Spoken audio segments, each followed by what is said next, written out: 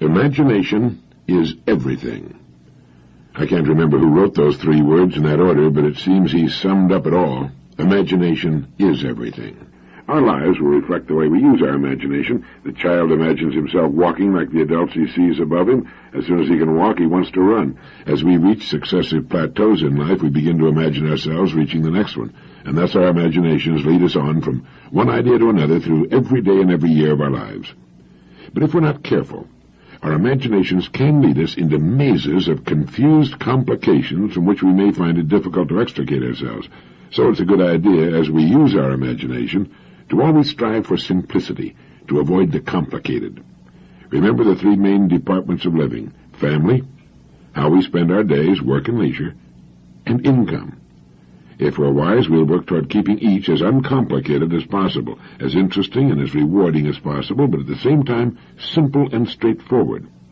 Are we living the lives we want to live, or are we living stereotyped lives based on phony values? Usually they're a combination of both, a kind of compromise which says surely other people must have some idea of what constitutes the good life. After all, there are so many of them. But when we look closer, we see that they're living shadow lives, as Mumford calls them.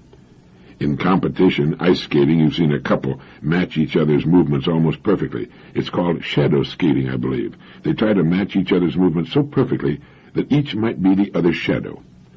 In any sort of neighborhood, you will tend to find people living much the same way. Their homes, landscaping, furnishings, and lives are typified, if by anything at all, by an almost total lack of imagination. Imagination, like anything else, needs fuel for production. You can't have something from nothing. Thomas Edison said, "I'm a sponge. I want to know the answer to everything." With his great lifetime inventory of information, he could assemble an incredible array of new combinations and permutations.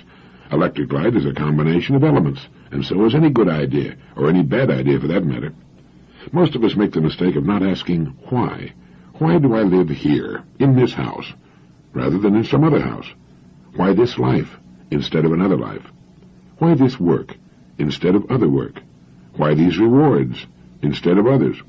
Now, this doesn't mean we'll change anything necessarily, but at least we'll be living lives that have been examined and found to be to our personal liking. We'll know that we're not living the lives we're living simply because they reflect and are pretty much composite copies of the lives we see about us.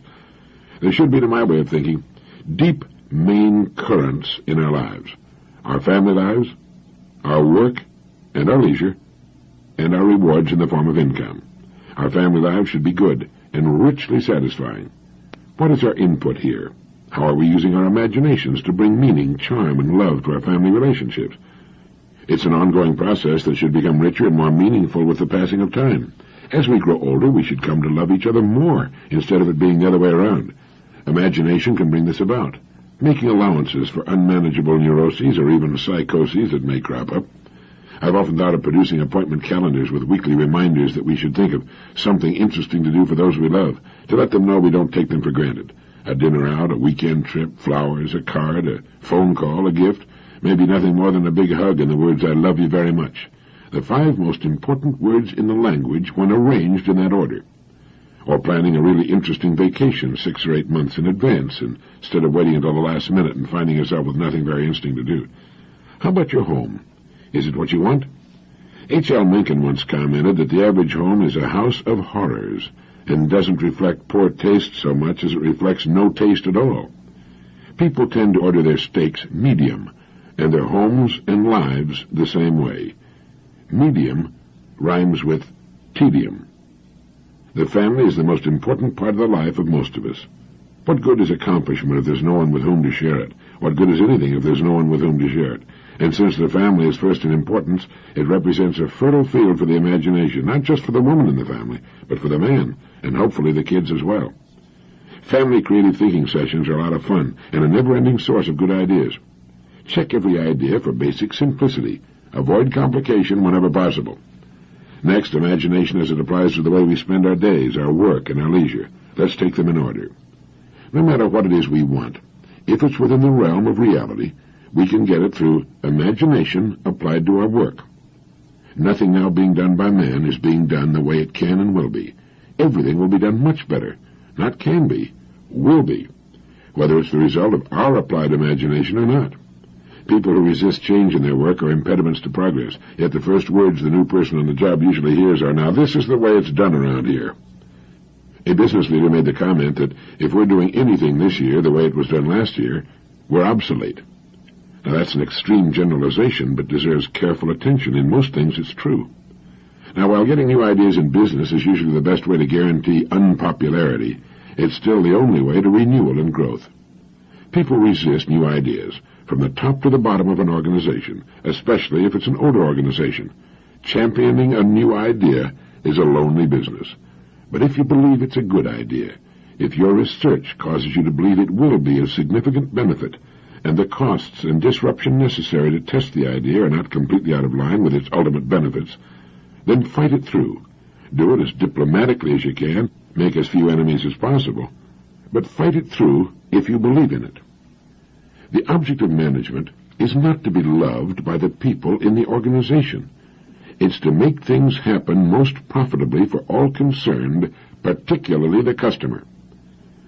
People historically have stood in the way of virtually every good idea, and especially if it isn't theirs. Your good ideas can lead to your dismissal from an organization. But ideas are more important than a job. With good ideas, you have independence. There's always a way to succeed. A friend of mine found he couldn't get his ideas through the board of directors. He resigned, and beginning at about the age of 60, he built a $300 million a year business on his rejected ideas. Walt Disney used to ask 10 people what they thought of a new idea. If they were unanimous in their rejection of it, he would begin working on it immediately. Our world today consists of thousands of things people once thought were impossible. How many good ideas have you followed through to completion in your work during the past year? A business whose very beginning and success were based on innovative imagination will become a muddle of stodgy convention with a few years of good profits. You know, Arnold Palmer's success as a truly great golfer was based on his ability to never try to play it too safely, too cozy. He was never foolhardy, but he would try the more testing shot when others would have played it safe. He lost some tournaments as a result, but he won a great many, and achieved world fame and respect, too. There's much to be said for the conservation of assets, but it should be remembered that they tend to slow you down and put more emphasis on saving what you've got than on building for the future. Of course, there's a happy balance between conservation and innovation that should never be lost sight of. Ask yourself, what business am I in? What is its purpose? How does it contribute to the well-being of mankind? And how can I make it better? Not how can we produce more, necessarily. We have almost overproduced ourselves into a world junk pile. In trying to produce more and more, many businesses have lost sight of real quality. Quantity became the god, with a small increment of profit on mountain ranges of units, gadgets, shiny junk that fell apart when the purchaser got it home, knobs that broke or fell off, buttons that came off, toys that couldn't stand the strain of being unwrapped. Towering mountain ranges of shiny, worthless junk, none of it worth our time, let alone our money. There's a rapidly growing avant-garde that will one day represent the majority of the population that is determined to buy quality, and they'll go to any country to get it. We can satisfy this growing, discriminating market now and in the years ahead. Many of our fastest-growing companies are proving it, but it means going back to the old verity. Quality first, quantity second. Both can be achieved through human imagination, the most incredible agency ever to appear on Earth. It all comes back to what we want, and, more importantly, what we want to be as persons. A good profit and a steady growth is all that we need in business. We don't have to shoot off the top of the page. But the chances of truly spectacular growth are better via quality through imagination than through quantity for quantity's sake. It makes no difference whether it's a yo-yo or an automobile. Over the long haul, quality will win out. If the size must be reduced to maintain price and improve quality, we should make it smaller. There's always a way through imagination. You know, each of us has a gold mine between his ears. If he fails to mine the gold, well, that's his business. But it's there, all that we could want, and much more. Now, as to input, we should never stop building our store of information. We can never get an idea without raw material, which is information and application. If there's real talent there, too, so much the better. But talent has a way of developing with hard application, daily application, perspiration, long hours of study and deep thought. Become a sponge for information that applies to what you do. Read everything you can find on the subject. Build a fine library of books that are filled with the ideas of others on your specialty, whatever it may be. You know, my wife is a great cook. She must have 30 cookbooks. People who say they're great cooks without ever reading the ideas of others are kidding themselves. I know a writer who refuses to read the works of other writers. He's never amounted to much. Great painters have always learned more from other painters than they did from nature, and they still do. Somerset Maugham laboriously copied the style of writers he admired. I mean, he would sit and copy page after page of the actual words they wrote, so that he could learn how they wrote. He then wrote the stories he wanted to write, with a marvelously finished skill. If we're in management, we can learn from the masters in management. Rohr, Hibbler, and Replogel's book on management, and the new Dow Jones-Irwin book, The Enjoyment of Management, by John Price, are a couple of good ones to study. You know, when I first started in radio, I listened carefully to the country's best and highest-paid radio personalities. They had learned their skills through many years of hard work. I learned a great deal from them. All I had to do was turn on my radio and listen. Frank Sinatra learned his amazing breath control from Tommy Dorsey, and every great performer who ever lived has had a model or models he or she studied and admired and wanted to emulate. How about you? The person who thinks he doesn't have to study his craft, art, or profession is a pompous fool, and his chances of ever amounting to much are very slim indeed. A never-ending taking in of the best thoughts of the best people in the field of our choice is the best assurance that we will never stagnate, never stop producing. Paracelsus wrote, "Thoughts are free and are subject to no rule. On them rests the freedom of man, and they tower above the light of nature. For thoughts give birth to a creative force that is neither elemental or sidereal. Thoughts create a new heaven, a new firmament, a new source of energy from which new arts flow. When man undertakes to create something, he establishes a new heaven, as it were, and from it the work that he desires to create flows into him. For such is the immensity of man that he is greater than heaven and earth." He went on to write, "The child is still an uncertain being, and he receives his form according to the potentialities that you awaken in him. If you awaken his ability to make shoes, he'll be a shoemaker. If you awaken the stone cutter in him, he'll be a stone cutter. And if you summon forth the scholar in him, he will be a scholar. And this can be so because all the potentialities are inherent in him. What you awaken in him comes forth from him. The rest remains unawakened, absorbed in sleep. We are born to be awake, not to be asleep." And then he wrote, "Therefore, man, learn and learn, question and question, and do not be ashamed of it. For only thus can you earn a name that will resound in all countries and never be forgotten." Hope is one of the loftiest emotions we can experience, for whenever we lack hope, our fruits will also be lacking. He who knows nothing loves nothing. He who can do nothing understands nothing. He who understands nothing is worthless. But he who understands also loves, notices, sees. The more knowledge is inherent in a thing, the greater the love. Everything lies in knowledge. From it comes every fruit. Knowledge bestows faith, for he who knows God believes in him. He who does not know him does not believe in him. Everyone believes in what he knows. Everyone believes in what he knows. And there's your answer to the question, why is there so little belief in anything today? It's because we believe in what we know, and most people don't try to really know anything. Do you know where I got those great quotations of Paracelsus? From the book The Nature of Man, which I recommended in Direct Line 1. People who say they don't have time for reading, research, and study had better find time or throw in the towel. There's no other way to make it over the long haul. You can't make wine without grapes. There must be input if there's to be output. A time spent each day in study will produce a never-ending stream of interesting, imaginative ideas we can apply to our work. It will also confer upon us a very precious thing, freedom, complete independence. We can live where we please, earn the income we desire, and have a wonderful life through the systematic development of our imaginations. Imagination is everything. What applies to our work also applies to our leisure, our hobbies, avocations. If we play golf or tennis, it's much more enjoyable if we play well. Again, a systematic, never-ending study of the game or sport will keep our ability and enthusiasm growing over the years. We don't have to become obsessed with it or be a professional, but it's great to develop confidence and a real facility for the fun we enjoy: boating, fishing, skiing, flying, tennis, golf, bridge, whatever it is. It's more fun if we're fairly good at it. Working at our hobbies gives us the rest we need from the problems at work and at home. It helps us live in balance with a minimum of friction. Scientists are in agreement that the old biblical admonition is correct when it says, "He that is slow to anger is better than the mighty, and he that keepeth his spirit is greater than he that taketh a city." If we can catch the vision that life is lived from within out, that it's not so much what happens around us or to us as what happens in us that counts, we can set our own pace, live our own lives, meet situations and people objectively without fear or resistances, and we can become healthier and as prosperous and happy as we want to be.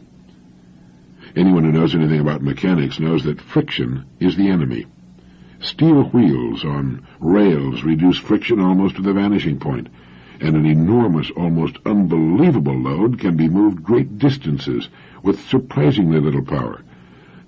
I had dinner in a restaurant in San Antonio the other night at the top of that great tower that was built for the Hemisphere, and the owner of the restaurant told me that that entire thing turns with a 1.5 horsepower motor.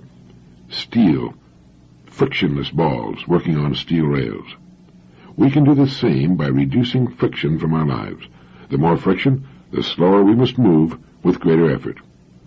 Some men in medical research go so far as to say that man has within him a health-maintaining force sufficient to keep him alive and healthy almost indefinitely, if it were not for the destructive effect of uncontrolled emotions.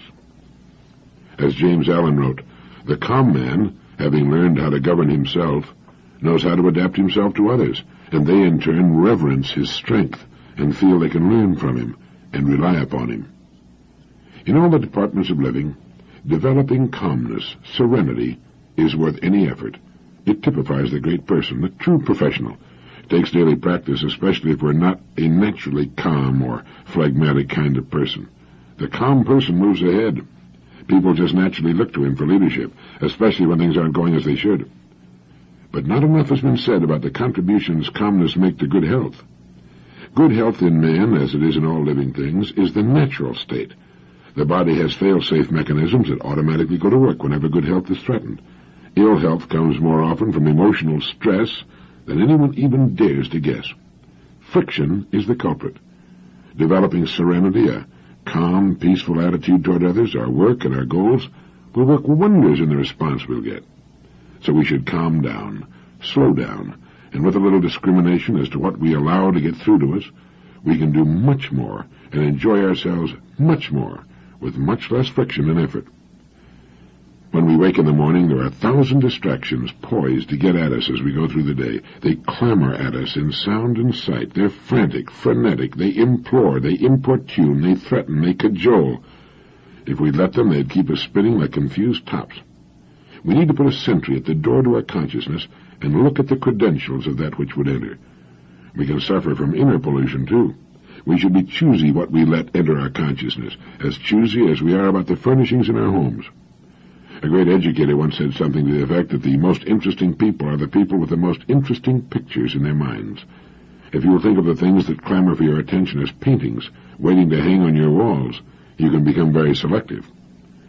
A salesman was talking to a farmer who was very much interested in what he was selling. They were standing in the shade of a tree near the house when the sound of the telephone's ringing reached them. The farmer made no attempt to leave. Finally, the salesman mentioned that the phone was ringing, and the farmer commented that he'd had that thing installed for his convenience, not for anyone else's, and went on with the conversation. There is a way to restore charm and interest to our lives, and it seems to be to cut down on the number of things we let engage our attention and make certain that what does get through is good. I had the good fortune to be raised near a harbor.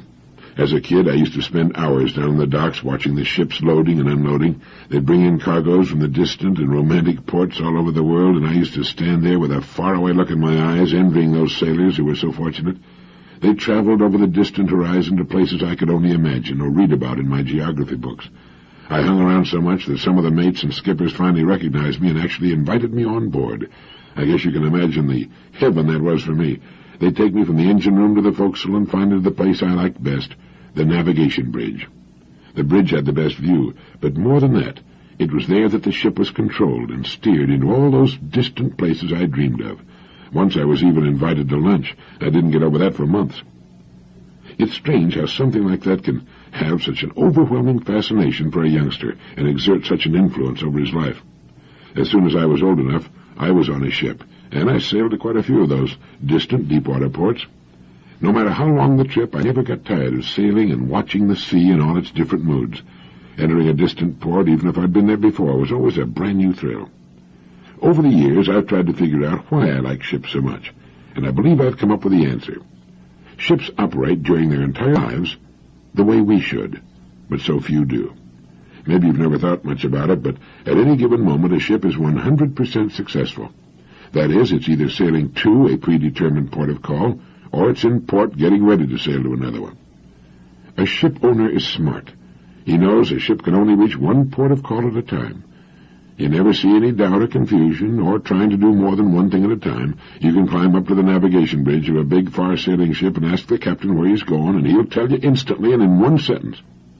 How many people do you know who can do the same thing? It seems that most people want so many different things, most of which they're not really sure of, that they're like the guy who jumped on their horse and rode off in all directions at once. What they ought to do is recognize the truth and success of a ship. Pick one port that's important. Sail to it. Then rest and refit for a little while, then sail to another important port. In this way, in not too many years, a man can set and reach his goals one by one until finally he's got a tremendous pile of accomplishments in which he can take pride. He's got all the things he wants, just because he had sense enough to realize he could only do well one thing at a time. There's one other point that fits in here, and maybe it's the most important of all. If a ship tied up to a dock, for some reason had no place to go, it would stay there until it fell apart from rust and disuse. Ships don't start their engines until they have some place to go, and here again it's the same with men. This is why it's so important that each of us have a port of call we want to reach, a goal, a place to get to that we feel will be better than the place in which we now find ourselves. If we don't, well, we might never cast off. We might never know the thrill of sailing a pre-charted course to a place we can't see for fully 99% of the journey. But we know it's there, and we know that if we keep sailing toward it, we'll reach it. You see, ships have a way of reaching their ports. If someone came up to you today and asked you what your next port of call is, that is, where you're going, could you answer him in one sentence like the captain could on the bridge of his ship? If not, maybe you'd better give it some thought. As soon as I was able and had the time to devote to it, I got a boat of my own. I find it to be a wonderfully restful hobby. With a good boat, you can own a home anywhere on Earth. Since 76% of the Earth's surface is covered by water, there are few places you can't go if you happen to love boats as I do. With our little ship, we have a home in Florida, the Bahamas, the Virgin Islands, the Grenadines, South America, Central America, or Mexico. It can take us wherever we want to go, with no packing and unpacking, with our meals when we want them, and good fishing and swimming along the way. And as Dana wrote back in 1830 in the American Classic 2 years before the mast, a ship is like a lady's watch, always out of repair, so you're never at a loss for something to do. There are always a dozen things waiting to be done. It makes for an interesting, busy hobby, with lots of fresh air and sunshine. It's especially good in the winter when you can't play golf up north. The great William James, in his Principles of Psychology, defined genius as little more than the faculty of perceiving in an unhabitual way. In his essay on habit, he referred to habit as the flywheel of society. It's what keeps us doing what we've been doing in the past. It makes us fear change regardless of the present condition of our lives. And the genius, as defined by Dr. James, seems to be that rare bird who knows that change is not only good, but inevitable. He anticipates the inevitable. He's perhaps what makes change inevitable. He habitually looks at everything about him in an unhabitual way. He takes nothing for granted. He knows that whatever he sees that is made by man or served by man is imperfect, is always in a state of evolving. Let me give you a good example. A friend of mine was looking for a site for a large luxury motel. He was in no hurry and spent months in a certain West Coast city looking for the site that would probably best guarantee a good return on the considerable amount of money he was going to invest and borrow. He found the perfect site. It was near a large university and at the confluence of 5 main roads, one of which was a heavily traveled highway. It was also within the city limits, which would mean a large local trade for the restaurant. There was only one hitch. On the site was an old brick building, an old manufacturing concern, still in business. Well, he called on the owners of the business and told them what he wanted to do. Since the city had, over the years, grown around the old building, he pointed out that it would be to their benefit to sell him the property at a price many times the land's original value and build themselves a new, more modern plant in a less congested area. Well, they saw the sense of his plan and a way to pick up nearly $500,000 for their property and closed the deal. He razed the old building and built his beautiful new motel.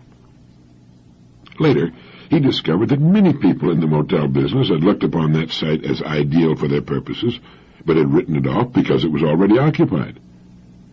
He saw it not with the old brick manufactory on it, but instead with his beautiful new motel sitting there. He had looked at that corner in an unhabitual way. Everybody benefited, including the community, by his genius. I think each of us can greatly increase the value of his life by taking to heart Dr. James' definition of genius, by looking at things about us, in our home, and particularly in our work, with new eyes, with the eyes of creation. We can form the habit of seeing things not as they are, but as they perhaps will be, as they could be, as our changing world will insist they be in the future. Our lives are full of old brick buildings that have stood there for too long.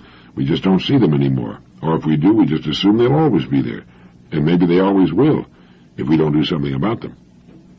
In case the idea impressed you as much as it did me, here's Dr. William James' definition of genius again. You might want to remember it. Genius is little more than the faculty of perceiving in an unhabitual way. Speaking of Dr. William James, he also had something to say about the interesting phenomenon known as second wind. In his essay on vital reserves, he points out that everyone knows what it is to start a piece of work, mental or physical, feeling stale, and we know what it is to warm up to a job. But before too long, we feel the first signs of fatigue. As Dr. James put it, we have then walked, played, or worked enough, so we desist, we simply quit. This sort of fatigue forms a kind of barrier behind which the great majority of people live and work. But if an unusual necessity forces us to press onward, as James put it, a surprising thing happens. The fatigue gets worse up to a certain critical point. Then gradually or suddenly it passes away, and we're fresher than before. We have evidently tapped a level of new energy, a second wind, masked until then by the fatigue obstacle we usually obey. In fact, we may find that we have third and fourth winds. The phenomenon occurs in cases of mental activity as well as physical, and in exceptional cases we may find, beyond the very extremity of fatigue, distress, stores of ease and power we never dreamed ourselves to own. It's evident that we have stockpiled reserves of energy that are ordinarily not called upon, but that may be called upon, deeper and deeper strata of power, ready for use by anyone who probes so deeply. I remember one Sunday when I had to write 20 radio programs to be recorded on Monday. I got started at 9 in the morning, and by 5 in the afternoon I was bushed, but I had 10 more shows to write, so I kept at it. Suddenly, I felt better and had more energy than at any previous time, and by 1:30 the next morning, when I finally completed program number 20, I felt great. I felt I could keep going forever. 16.5 hours of steady mental work and typing, and I was fresher than when I started. Great things are done by so-called high-energy people, but I'm sure most of us don't know about or forget about the great reserves of energy which lie dormant in us. Each of us has a tremendous second wind, mentally and physically. Passing through the fatigue barrier to reach these deep reservoirs can make the difference between ordinary or unusual success, between existing and really living. It's good to know we have it.